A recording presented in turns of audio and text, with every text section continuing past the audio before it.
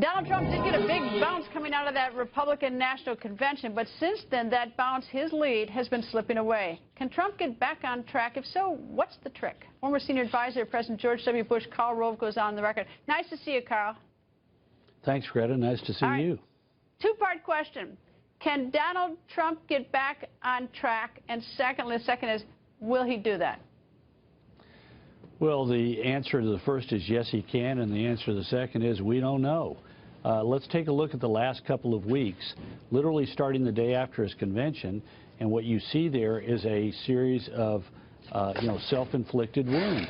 He's not focused on the big issues. He's focused on everything from the morning after his own convention attacking Ted Cruz to, picking a fight with very popular Republicans in New Hampshire and Arizona and Wisconsin. So, look, I wrote this in my column this morning, and it strikes me that there are three things at play here. First of all, there is nobody in that campaign who has a plan for what Donald Trump is supposed to say and when he's going to say it, starting with the candidate himself. That's why we ended up, on the same day that the government put out lousy GDP numbers for the second quarter, Donald Trump is talking about how a Gold Star family, has viciously attacked him. On the morning. On the afternoon after Hillary Clinton has an interview with Chris Wallace in which she lies about her email server, makes misstatements about Benghazi, gets in trouble on guns, and gives him an opening on the economy that you could drive a Mack truck through. What does he spend the afternoon and evening talking about? About how the debates are scheduled the same night as football games, and why the fire marshals in Colorado Springs and Columbus treated him unfairly by limiting the number of people that he could stuff into his rooms. But here's what I don't know. I mean, I see his rallies, and they're big, and I wonder, and I see the poll numbers, and he's slipping in the polls. But I wonder how many people receive a phone call from some stranger saying, who are you going to vote for? And everybody, people probably don't want to say, well, we're going to vote for the guy who uses bad language. So they'll say something else. I mean, I'm not so sure how accurate these polls are. I mean, I guess that during the primary they give us some indication. But, I mean, how many people are, when they go behind that closed curtain, are they going to vote for Trump?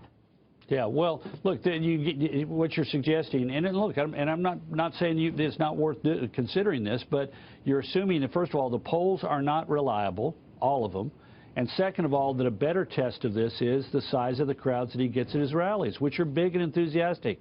But I would remind you, in the closing days of the 1984 presidential campaign, Walter Mondale was drawing large and enthusiastic rallies as he went on to narrowly win one state. When George McGovern was in the final stages of the 1972 campaign against Richard Nixon, the crowds were unbelievably large and enthusiastic. In 1996, Bob Dole was actually drawing good crowds as he came down the closing stretch, but none of that mattered. None of that mattered at the end of the day. There's a difference between who shows up at a rally and who turns out to vote. And right today, I wouldn't be betting that all of those polls showing, I wouldn't bet the Fox News poll is wrong that says he's 10 points down. I wouldn't bet that the NBC poll that has him 9 down is wrong.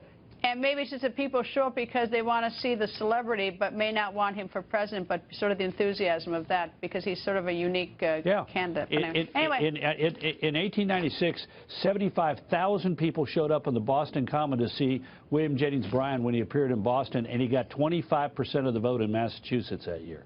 And only Karl Rove would know that fact. Or anyone who had read The Triumph of William McKinley by Karl Rove would know that fact. And we should all read that book. Anyway, Karl, thank you. Thank you, Greta.